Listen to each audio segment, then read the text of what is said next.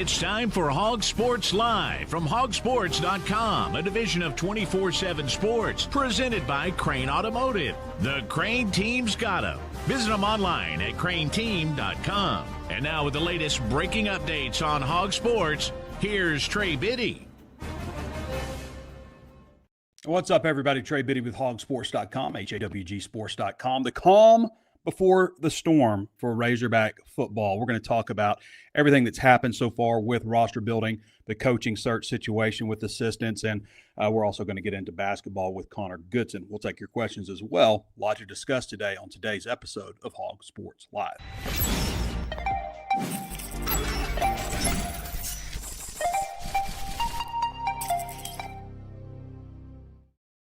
The Crain Automotive Team has 16 locations across our state and is home to the Crain commitment. You'll find Ford, Chevy, Buick, GMC, Hyundai, Kia, Volkswagen, and access to thousands of pre-owned vehicles. Vehicles for every lifestyle and every budget. Even if you're not in the market for a vehicle, the Crain Team service centers offer the latest in vehicle diagnostic technology and certified technicians to take care of your vehicle and get you back on the road. Check them out at crainteam.com. Hog Sports Live is driven by the Crain Automotive Team. You've done it. Now you're the Crain Cash Champ. You just won big with the Crain Team. Go ahead, soak it up. How could you not feel like a winner? You dominated with our low price guarantee, and you got way more for your trade. Plus, with statewide delivery on thousands of vehicles from 16 locations, and the fact that we'll beat any other dealer's price, we make our Kansans feel like champions every day. That's winning. That's the Crain Team. Visit crainteam.com. That Crain Team commercial gets me pumped up. Woo! You're a winner. Be good to be a winner again. Arkansas working to get back to winning ways. It's been a while, obviously, at the University of Arkansas, but there's a tsunami coming for the Razorbacks. When we look at the roster, the stuff that's happened right now, it's been pretty calm. Like I would have expected, and maybe the thing is we shouldn't know what to expect because so much has changed with the 105 roster, with the transfer portal moving to January 2nd through January 6th. Maybe that's what we should expect, just the unexpected. But to have only 3 guys declare for the transfer portal so far, I think is pretty outstanding, especially when you consider some of the things that are going around the rest of the SEC. Now, Arkansas has had Keyshawn Davila, cornerback. He said he was entering the transfer portal before Ryan Silverfield was ever announced as the hire. Shaq McCroy, offensive lineman. So Keyshawn Davila was the number 1 ranked junior college defensive back, cornerback in the country in the class of 2025. He played all 12 games for Arkansas, didn't start any. Shaq McCroy played in 6 games last year for Arkansas on the offensive line, started 1 game, and he was hurt on the first drive, like the first or second play, and didn't play the rest of the season. So Shaq McCroy came to Arkansas. He was a former top 100 recruit. He committed to Oregon and then landed at Arkansas, and obviously he's entered the transfer portal since then. And then who else? One other guy. One other player. Why am I spacing on the other player? Oh, Tavion Wallace, linebacker, freshman, number 1 recruit in the class from last year, played in, I think, 9 games last year, so he would be a sophomore this year, but Tavion has also entered the transfer portal. I currently have Arkansas at 79 scholarship players from last year's team. That's including any kicker, long snapper, or punter who was on the team last year. Okay, and the reason I do that is because you got to have a backup kicker, you got to have a backup punter, you got to have a backup long snapper. So I'm kind of placing those in a category of scholarship player returning because the cap is 105. The number of scholarships available is 105. So if you're going to have those players, they got to be on scholarship. And we know they're going to have backup kickers and stuff. They're not just going to go into the season with 1 kicker. It would be different like if you're in the NFL and you just go, well, we'll just go find us a kicker. You know, it's not the same deal. So you got to carry them. I have also placed Monte Harrison among the scholarship players because, and he has said as of Monday that he's returning to Arkansas. He'll be a redshirt sophomore because he was able to redshirt this year after the foot injury. But, you know, he hasn't been listed as a scholarship player because his school is paid for by his baseball contract. But with 105 scholarships, 105 cap, you know, he basically has to count on that. So basically, you know, we can say this is a scholarship roster. We can say it's a capped roster of 105, but regardless, he's got to be on it. So that puts Arkansas at 79 players, okay? you've had 32 players who have either said, I'm coming back to Arkansas, or they signed with Arkansas under Ryan Silverfield. 32 players. So it's 17 high school recruits, and then so 32 players total. So you've got like 73 more players who have to either say, I'm coming back, or, have to commit to Arkansas. So if all of them do that, it's like, 23 players or something you got to add from the transfer portal. So regardless, it's going to be a wild, chaotic transfer portal season. This is the kind of the calm before everything happens. We're getting like coaching, formal announcements of coaches right now. They've announced wide receivers coach, strength coach, run game coordinator, offensive line coach / offensive line coach. They've announced all 3 coordinators. So there's 6 of the guys that have been hired so far, and obviously more to come. It feels kind of like they're doing it in groups right now. You've got all the coordinators put out, and then most recently you had, I guess the guys from Memphis, offensive line coach, wide receivers coach. Who else was announced yesterday? Oh, strength coach yesterday? Yeah, strength coach. So those guys all come from Memphis. So after this, I'm kind of thinking we're going to get maybe 2 a day or something like that, until they fill out. Maybe they do all defense, I think they'll just do 2 a day. But that's kind of how things have come out so far. And in fact, I'm having to check every once in a while, because I have put in a FOIA request to get the contracts for these last 2 guys. I think it's important to note that Ron Roberts is going to get $2 million a year, which is making him the highest paid assistant coach in Arkansas football history. I remember not long ago, guys, it wasn't that long ago that Reggie Herring was hired at Arkansas. I know it seems like it was to some, but to me it wasn't. It just happened a little bit ago. When he was hired at Arkansas, he was the first big money assistant coach Arkansas ever had, and it took $300,000 to get him to Arkansas from NC State. $300,000. That's not much now for an assistant coach. That's kind of like a base level for an assistant coach now. Tim Cramsey is going to make $1.4 million. That is probably right about the baseline of what you would expect now for a coordinator in the SEC. So $1.4 million for him. Let's see here. I want to bring up this whole list here so we can talk about all the assistant coaches real quick, because this is an important thing. And this is really the news that's kind of coming out right now. I think we're on maybe a bit of a holding pattern on some of the transfer portal stuff. Maybe it's going to be after Christmas. Maybe some of these guys are waiting to talk to their position coach in person. Maybe that's what it is. And I'm going to talk about how it compares a little bit to the SEC also. So Tim Cramsey at $1.4 million. We've not had announcements for Clint Trickett at quarterbacks coach. We have had Larry Smith as wide receivers coach coming from Memphis. David Johnson has not been announced yet, the running backs coach. Jeff Myers, the offensive line coach / run game coordinator, has been announced. Marcus Johnson has not been announced yet, who is the other offensive line coach.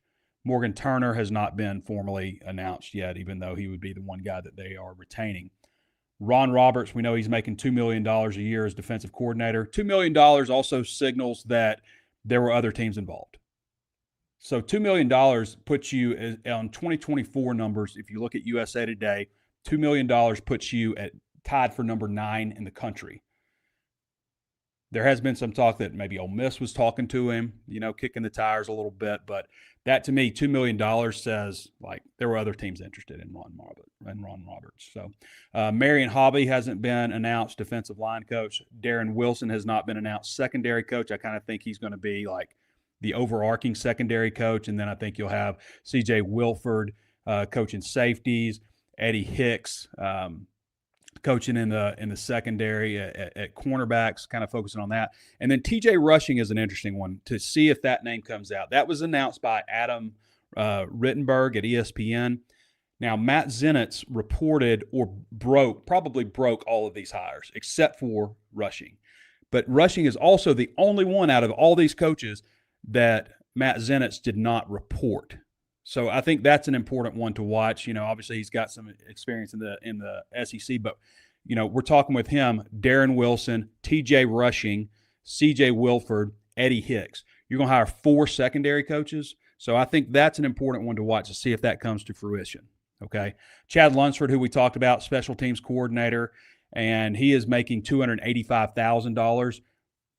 He was at Auburn last year. There's some talk that maybe there's some carryover from that salary, with his guarantee there. So maybe Arkansas got him on the cheap, but he's the former Georgia Southern head coach also. Not sure still how to say Gaze Crowley's name. Scott Gasper, Nick Matthews, and Arkansas also has its strength coach on board also coming from Memphis.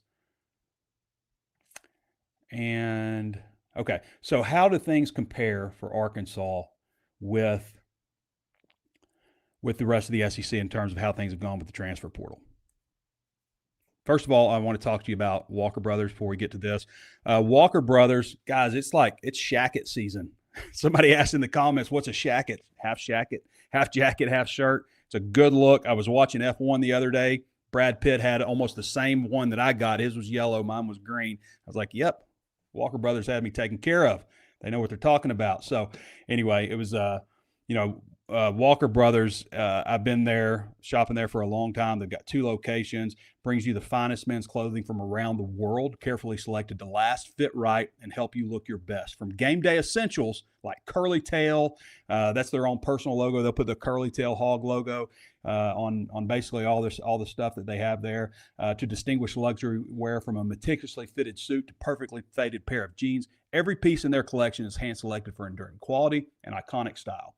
Experience that undeniable confidence that comes with perfecting your personal style. Visit them at 577 Millsap Road in Fayetteville, or at their brand new location, which is cut off, so I can't read it, but it's Pinnacle Hills area in Rogers.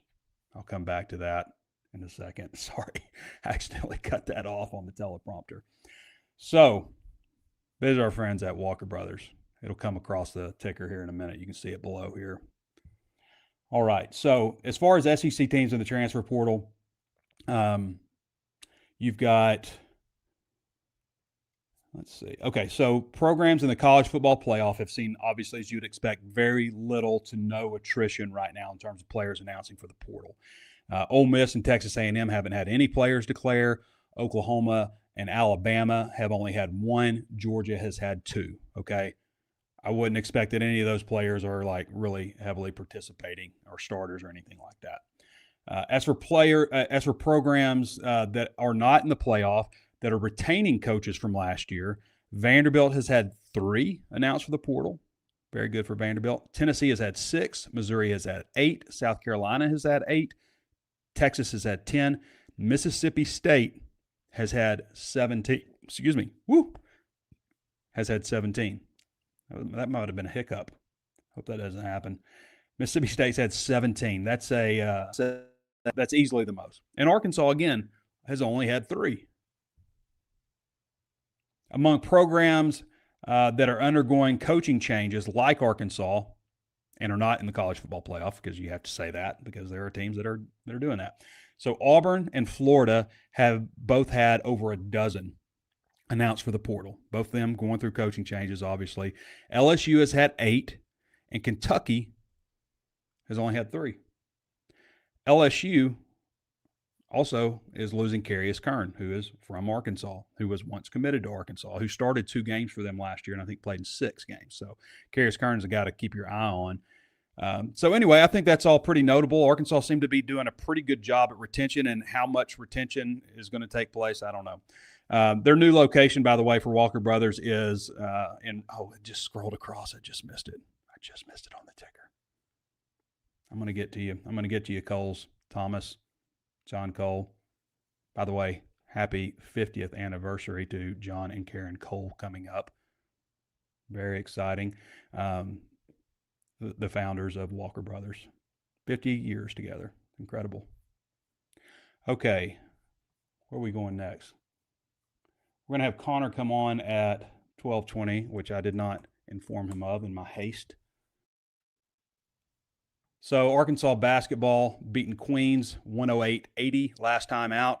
And on Bet Saracen, we actually had the over and had Arkansas covering. I think it was like 24 or something. So we hit on both of those. Although at the end of the game, you could tell that Acuff was trying to get that double-double and forcing it a little bit, and Queens was tipping it away. And I think a lot of gamblers out there were sitting there watching like, come on, let's get this assist. But they finally got it off a three in the corner, and he had a double-double, 31 minutes of action, 10 assists, 23 points. Trevin Brazile was fantastic again. Trevin Brazile has been outstanding, 26 points, 9 of 11 from the field. That's a personal record for him. 9 made field goals, 5 of 7 from downtown. Started off extremely hot, 3 of 4 from the line, 4 rebounds. But Trevin Brazile is really turning it up. Carter Knox, DJ Wagner, and Nick Pringle were all in double figures. Good to see Nick Pringle with 14 and 7. They obviously need him. Billy Richmond with 15, 5 rebounds. Billy Goat. So, and Arkansas only outscored them 48-44, so they kind of coasted in the second half a little bit and obviously played a lot of guys that don't get to play too much, but won 60-36 in the first. So up next, Arkansas plays Houston, number 8 Houston. Yes, number 8 Houston. Obviously, a couple of big wins, beating number 6 Louisville, 6 at the time.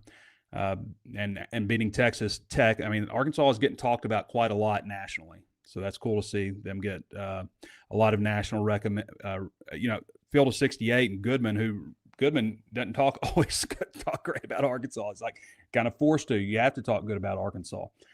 This is going to be a tough game. We're going to talk to Connor here in just a second if he's about ready. About a minute away, and I don't see him in the queue here. So. But number 8 Houston at Prudential Center in Newark, New Jersey. That is at 4:30 p.m. and it will be streaming on Paramount Plus, but you can also watch it on CBS, of course. And we're ready for Connor. Where you at, brother?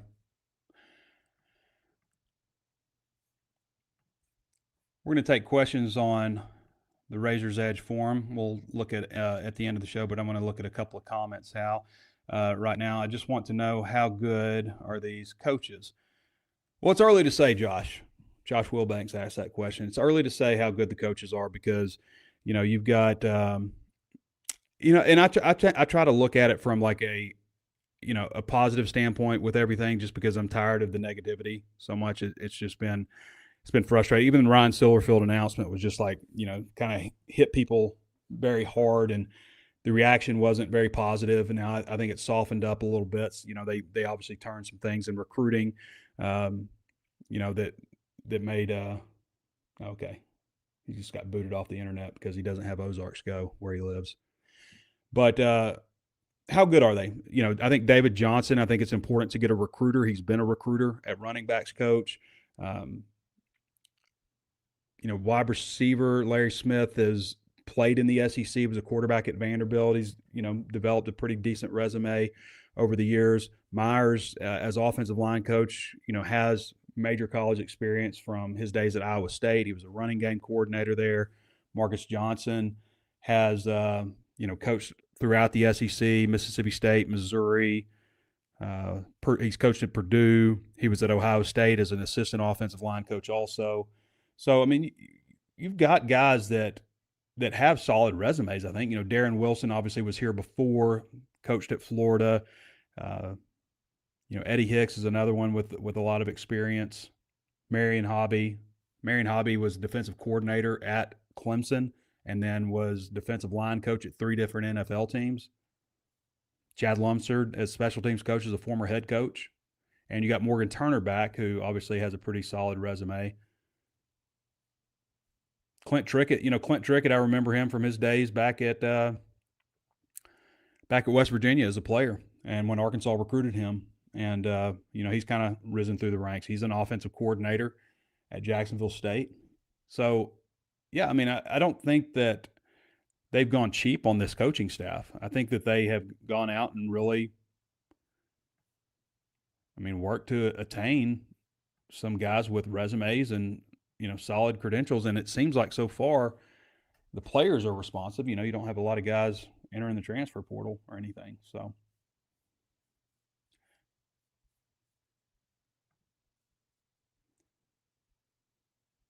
as bad as our secondary has been, 4 coaches might be needy.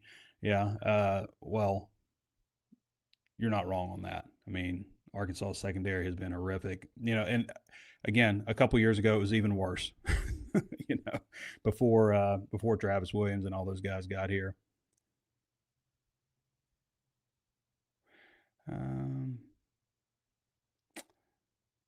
Bobby from Arkadelphia calls me all front row Trey because I said that a few times. Because I do. I sit in the front row. All front row Trey. Okay. Steel String 1313. Love what you do, Trey. Merry Christmas to you and your family. Go Hogs. Merry Christmas to you too. Merry Christmas to everybody. Hope everybody has gotten their holiday shopping done. And I'm really looking forward to Christmas. And we always did like 5 Christmases growing up. Like everybody's got to have, and then we're down to 3 Christmases now, but we'll do Christmas at home. And then we've got, my dad does a Christmas with, this side of the family, and then my mom's side, which, it's interesting. It's, over the years it's dwindled down. You talk about your side of the family, and now it's like, your mom and dad are the matriarchs of the family for me. My prediction on Hogs versus Cougars, I'll get into that a little bit. We'll do a little bet Saracen wager wagon at the end, but I don't know. To be honest, I'm getting to a point where I'm like, there's so much good talk about Arkansas. You just kind of wait for the other shoe to drop. I hope that's not true. Christopher Stein says, what do you know about the new coaches that has just been hired for football? Sorry, I got here a little bit. Well, Chris, I would just say rewind it a little bit. We talked about, a good bit about those guys. I will say I haven't talked about Ron Roberts, but I've said this before, Ron Roberts is viewed as an innovator. I'll be interested to see that. Obviously, all these guys could bust. This could be a big disaster. I think it's funny, you've seen stuff lately on Kurt Cignetti, not saying that they've hired the next Kurt Cignetti, but I'm just saying, like, there was one clip of a guy's like, this guy sounds like he's drunk at the podium. This is going to go down as the worst hire in Indiana history, which is a mouthful. Like, you just don't know. You don't know. Like, there was a guy, and I know we talked about it last show, but it really resonated with me because, there are so many coaches out there that you said, yep, that guy's a can't miss. This guy's going to have tremendous success, A+ hire. And then there are other guys that are just kind of go by and you're just like, well, I mean, that's an uninspired hire that it's not going to do very well and all that stuff. And they end up being great. It happens every year, all the time. Every year, all the time. Okay. We got Connor now. So we're going to bring him in. First, I'd like to tell you about our friends over at Ozarks Go. Connor's joining us on the Ozarks Go hotline. If I can get this thing off of here. Okay. Yeah, Connor joins us on the Ozarks Go hotline where if he had Ozarks Go, then his internet would not have booted him off, and he had been with us earlier. Yep. Yeah, Ozarks Go, you can reach out to them at 479-684-4900, ozarksgo.net/hog. That's HAWG. Find out if they're available in your area, Northwest Arkansas, parts of Oklahoma, consistent, reliable internet service. And I've been a customer for them for almost 4 years now, and have had tremendous service and don't get booted off. Connor? Yeah, it would be nice if we had Ozarks Go down here. That would be a lot of fun, man. Yeah. I'm missing out for sure. Yeah, Connor, we talked a little bit about Houston. I know you've looked into them a little bit. What have you found out about the Cougars? Yeah, they're obviously anytime you talk about a Kelvin Sampson coach team, their calling card's defense, man. They're 7th in KenPom right now in defensive efficiency, the number 9 overall team in efficiency from that standpoint. I will say that, compared to past teams, their defense isn't as strong as it has been. It's not as suffocating. Teams have had success, especially getting to the foul line, man. Teams are getting to their, I had it somewhere. I can't find where the exact number was, but teams are getting to the foul line at a pretty decent clip against Houston. So the thing that I'm watching for this Arkansas team, and the thing that we've kind of seen at times in these matchups, Calipari's teams, if they're settling for shots and they're kind of just, taking outside shots and not really driving the ball, attacking the rim, putting pressure on the rim, man, that plays right into Houston's game plan. They want you to settle for those tough jumpers. They want you to just throw up some threes. So if Arkansas can get downhill, attack the basket, put pressure on the rim, and finish some of those layups, and put pressure on them and get to the foul line and start getting free throws. Arkansas is a really good free throw shooting team this year. So that's the matchup that I'm kind of looking at, is can Arkansas really get to the rim and tack downhill and put pressure on Houston's defense. That'll be key to kind of get them in foul trouble and get to the line and get easy points. I think it's an advantage for Houston not having played midweek. They played Saturday. They beat New Orleans 99-57. I mean, it's not like Arkansas had much more than a warm up in the middle of the week. But do you think that's an advantage or disadvantage having that much time? From a playing standpoint, I always kind of liked having a game. I didn't like having more than like a week off, I would say. And I feel like that's a lot of, a week or so off, you kind of start to get into the battle of like, maybe you're a little rusty coming out. But I think with some of these guys, they're used to the grind of like playing 4 games in 5 days or something like that. So I think that it's a little bit of an advantage that Arkansas was able to work out some kinks against Queens and kind of have that test. But with Houston, maybe there's a little bit of rust factor to where, maybe they're battling some injuries too. One of their big men is probably not going to play.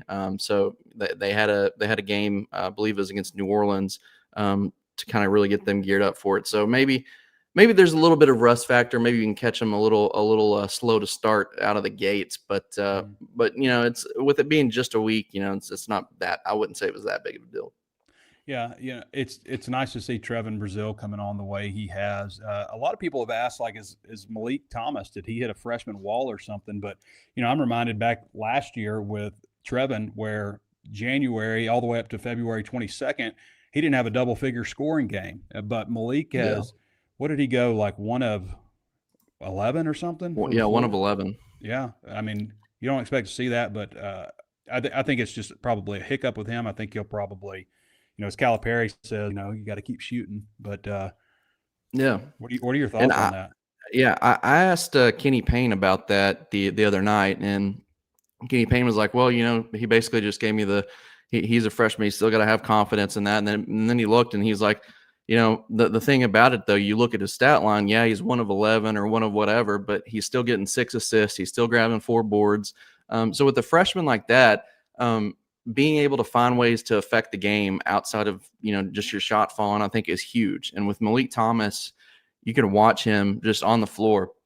He's got a motor unlike anyone else. He's got that edge, that different edge about him that other players don't. He's still like locked in and focused and kind of in the game. Whereas some freshmen, their shot's not falling, they check out, man, and they just don't.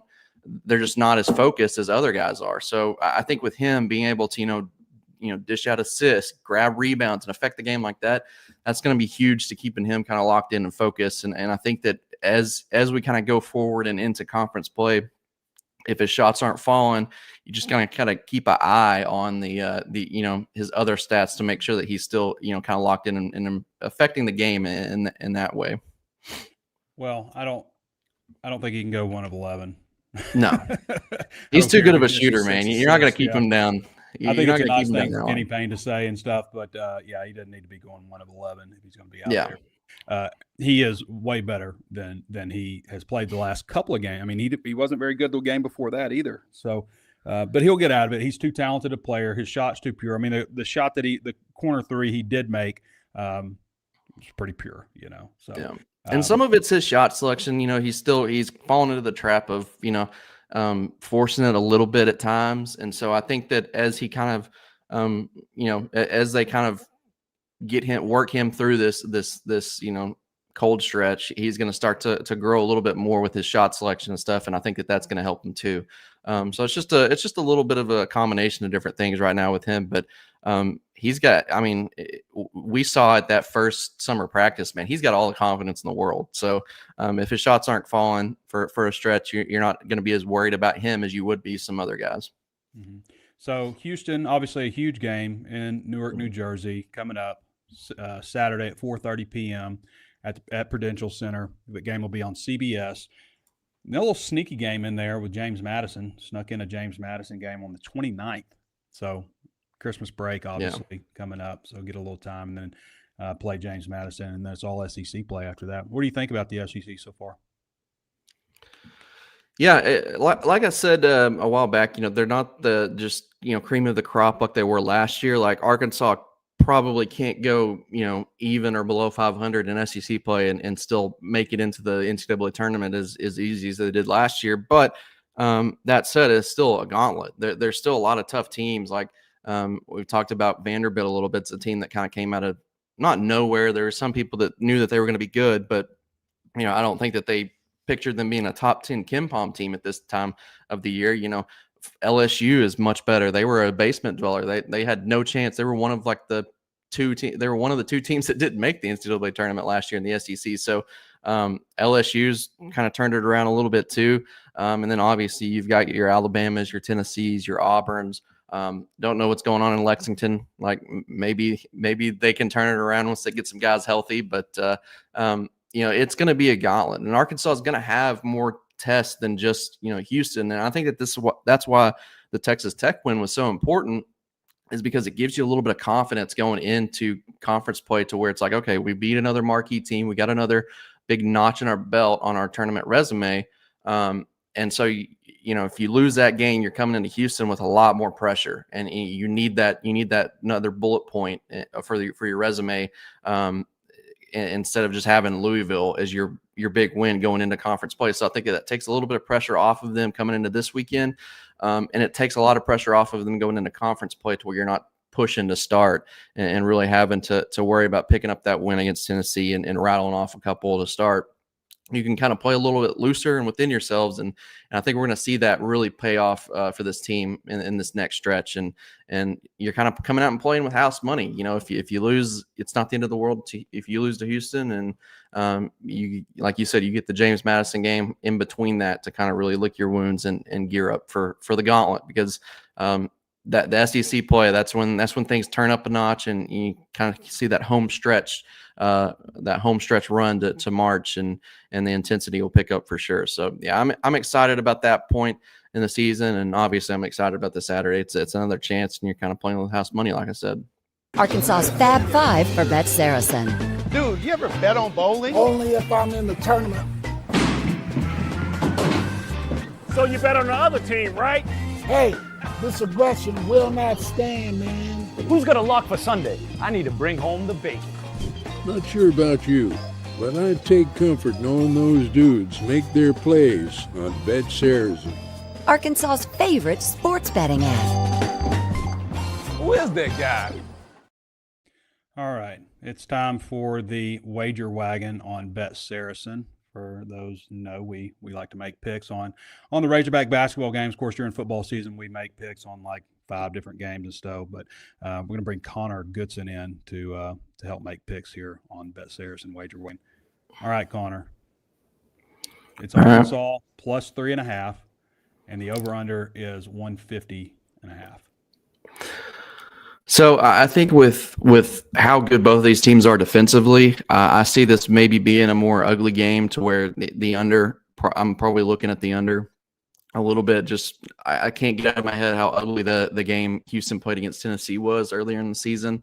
So I think that we could be watching for the under here. And then I also think I think Arkansas covers. I think that this is going to be a back and forth game where it gets decided by a possession or two down the stretch.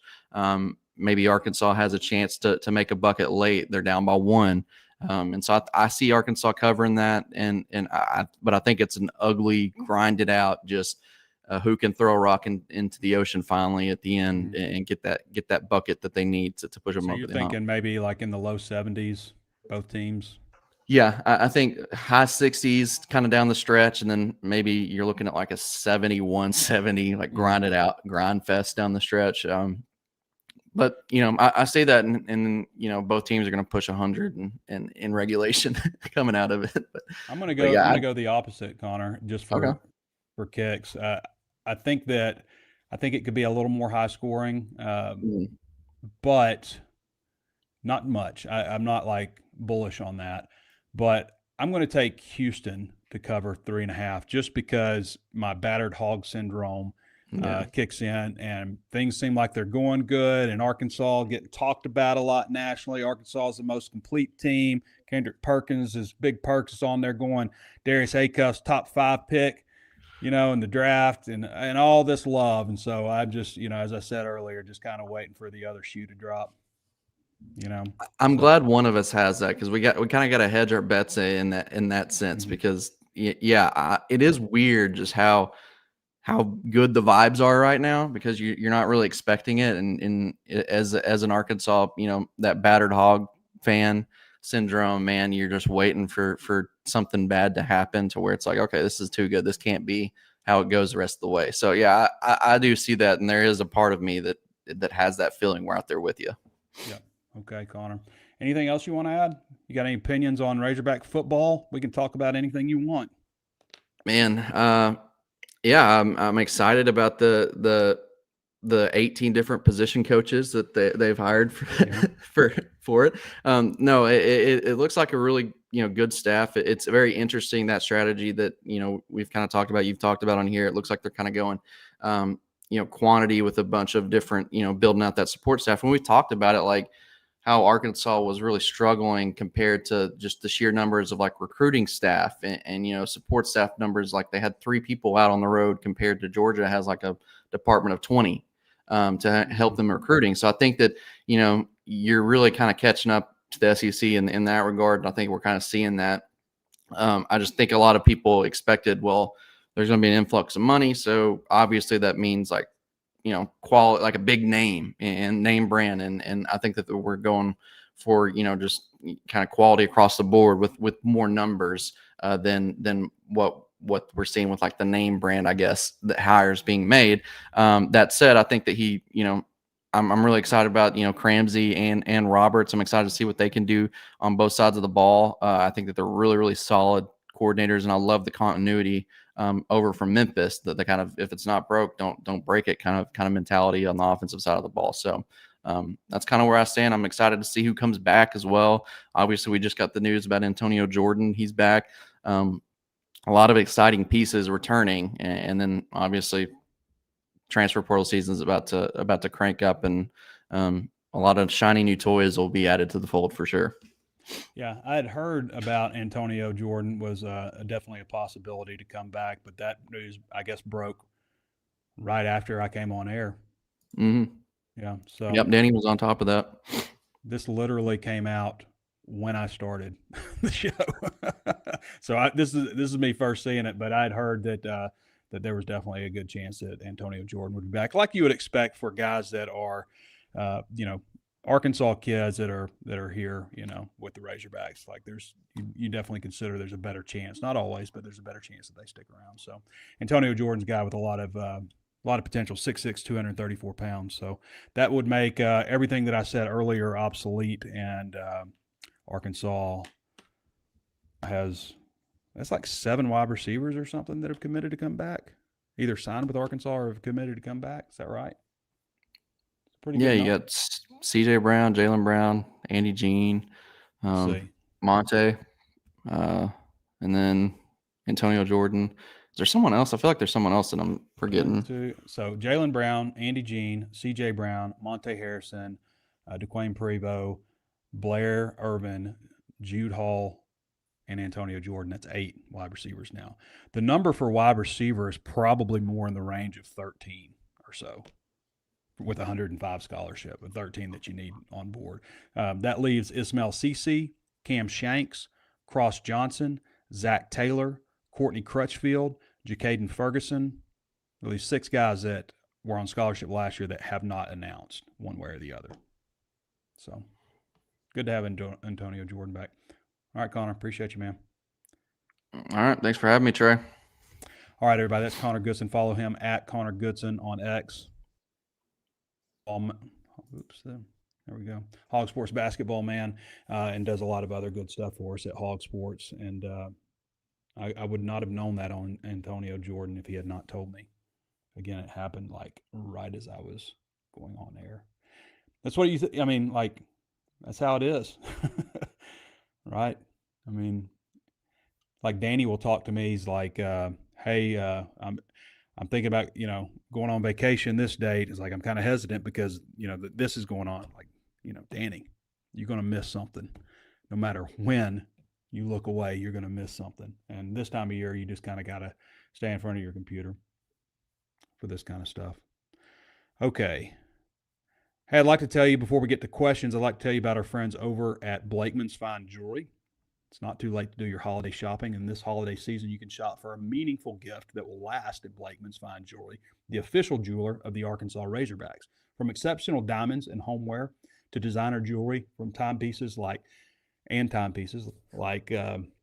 brands from David Yurman, Rolex, Tudor, Baccarat, and more. Enjoy a festive shopping experience both in-store at 3202 Pinnacle Hills Parkway in Rogers and from anywhere at BlakemansFineJewelry.com. Make your holidays unforgettable with Blakeman's.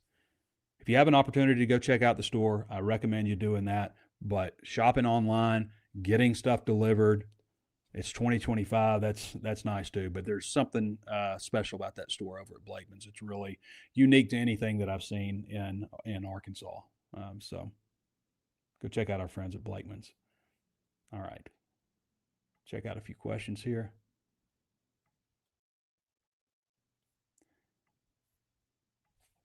I got off the questions page to look up the Antonio Jordan stuff. But you can read about that on HawgSports. 6'6", 234. A lot of people think Antonio could grow into a tight end. I could see him more maybe, as a guy in kind of a hybrid type of role or something like that. But last year when we asked Morgan Turner, who is still the tight ends coach, last year when we asked him, he kind of indicated that, that wasn't in the plans for him.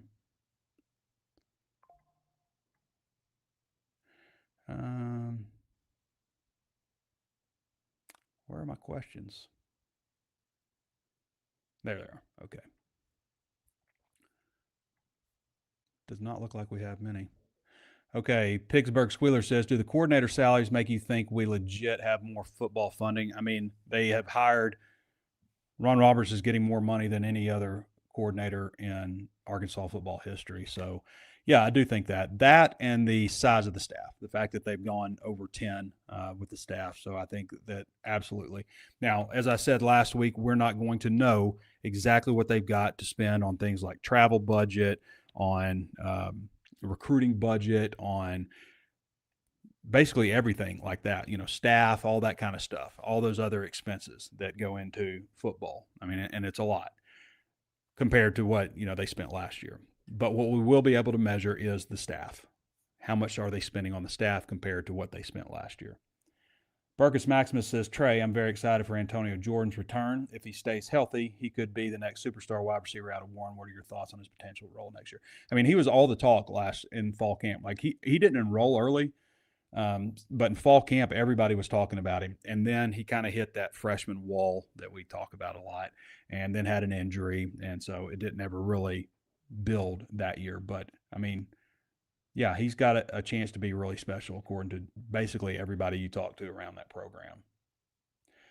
Pittsburgh Squealer says Hogs are plus 1,500 to win the SEC basketball regular season. Add it to the Bet Saracen wager wagon, and you'll be able to add another car to your garage. Well, there's always this inside joke on HawgSports that I have, like this ridiculously huge deck that I make people clean who are on the site and who work for me, and that there's a garage full of Teslas. But I don't hate that. Plus 1,500 on Bet Saracen right now. Maybe I do add that to the wager wagon for Bet Saracen. I don't hate Arkansas's chances to win the SEC right now. What's the likelihood of us bringing home Carius Kern? I think probably I think you would have to say if it was a betting odds on Bet Saracen, he would be the favorite to return to Arkansas. What's also notable is the first person to offer him a scholarship was Ryan Silverfield at Memphis. So first scholarship offer from Silverfield. He was committed to Arkansas previously, so I think there's definitely a really good chance that Carius Kern could return to Arkansas. But, we got to talk, it's not just about recruiting. It's not just about relationships. There's money involved too. Do you believe Arkansas will try to get to the 105-man roster? I think so. I think they will. And the reason is because you got to practice. You got to be able to put out a scout team.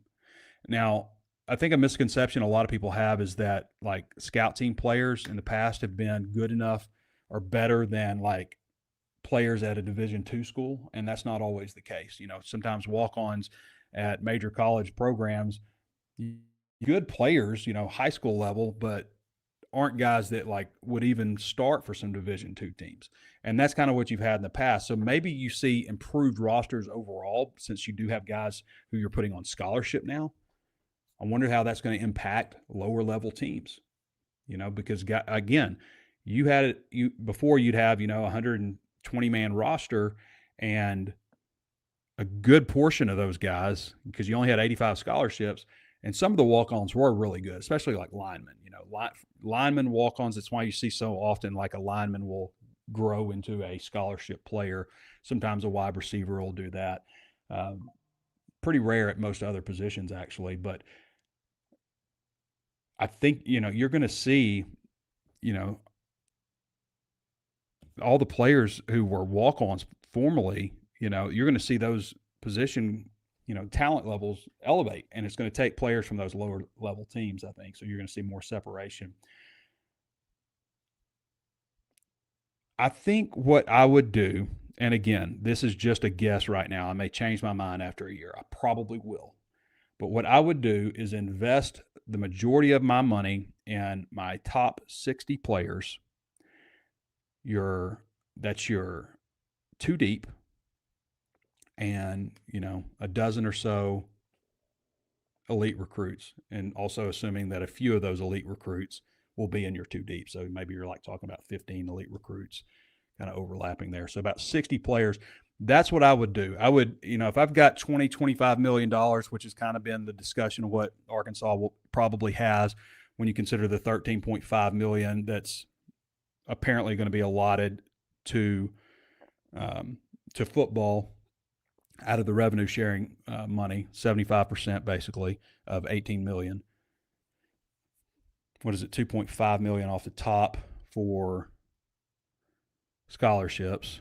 So it leaves you 18, 75% of that's 13.5. And then, getting to 2025, I think you probably, if you're really like going to be in the upper half of the SEC and NIL, combined with revenue sharing, probably somewhere around, 25. I think that's probably where you need to be. And so I think you spend the vast majority of that on your top 60 players. That's me. Get you a great 2 deep. It's to me, it's not like everybody gets a piece. That's not how I would do it at all.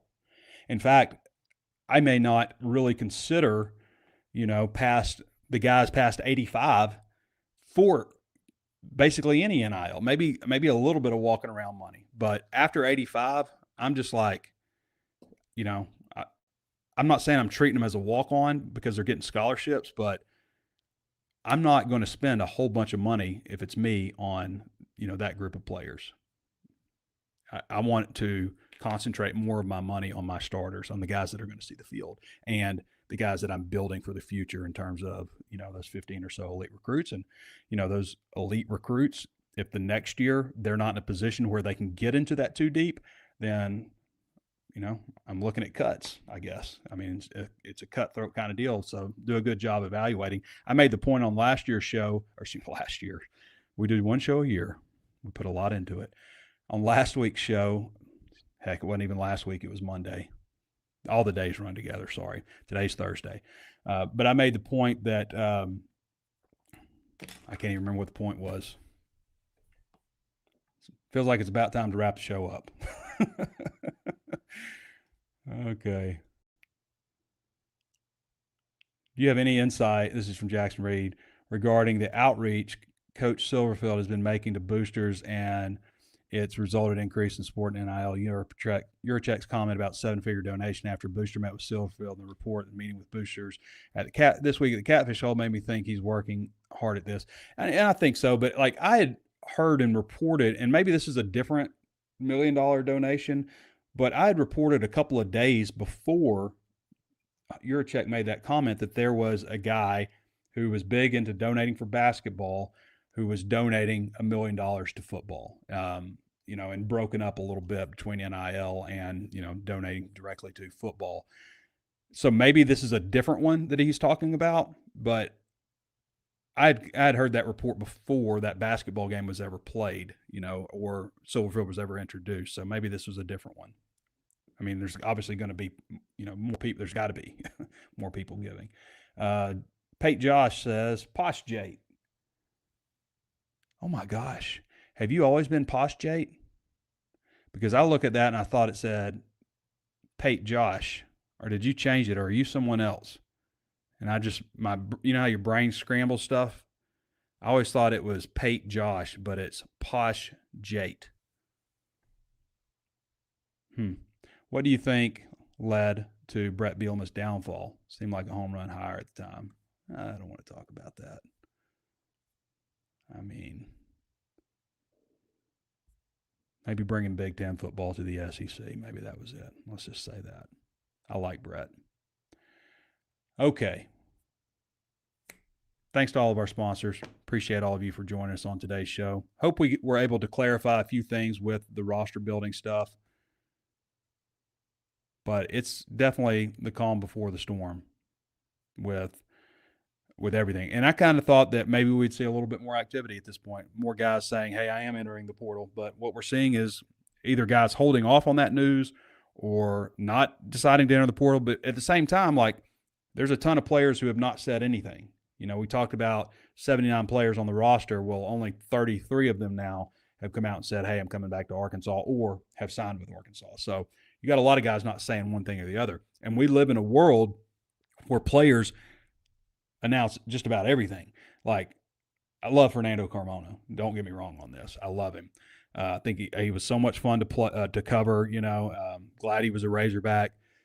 But the other day, and I think it's partly a farewell to Razorback fans, but, you end it with, I'll be entering the NFL draft. Well, there's no eligibility remaining. Like, the next option is the pros, So, but it's also, I think, a good reason that players are doing that now, you see, is they want to, thank everybody for their support, thank everybody for their time, but they always end it with, I'll be declaring for the NFL draft. But the point of that is that what you see is with players is most of them, not all of them, most of them are going to announce just about like anything. So, everybody's got their Hayes Fawcett graphic, for I will be entering the transfer portal, make a big splash, make a big, scene of it. So anyway, that's why I'm saying that. There's one other guy, David Oakey, who has been like more cryptic, like he's put something about love for the Hogs and something, he's talking about a charity thing that he's involved with, kind of, I guess, associated with Razorbacks, and, put some video of him out there going through some drills and hog gear and stuff. But I kind of need to see, like, David, if you're listening, I need to see like an all-in hashtag or something before I say, okay, this guy, because they're always cryptic. Like, it's like unfinished business, all in. It's never like I'll be returning to the University of Arkansas. Some of them, but most of them are not like that. So anyway, thanks to all of our sponsors. Appreciate all of you guys for watching and subscribing to the channel. If you haven't subscribed to this YouTube channel or followed us on Facebook or subscribed at HawgSports, then take a moment to do so. Take a moment. Subscribe to us at HawgSports. We certainly appreciate all of our members that have been with us so long, but we also appreciate the free users who maybe you're not ready to join, and that's fine. We appreciate you watching the show and taking in of all of our free content. All right, everybody. That's the show today. Appreciate Connor Goodson also for hopping on. This has been Trey Biddy with HawgSports.com. We'll catch you next time.